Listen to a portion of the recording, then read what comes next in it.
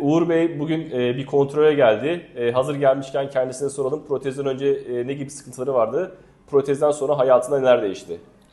Protezden öncesinde geceleri uyuyamıyordum. Sürekli sıçrayarak kalkıyordum ve her sabah kalktığımda çok mutsuz, bitkin, yorgun ve güne başlayamıyordum.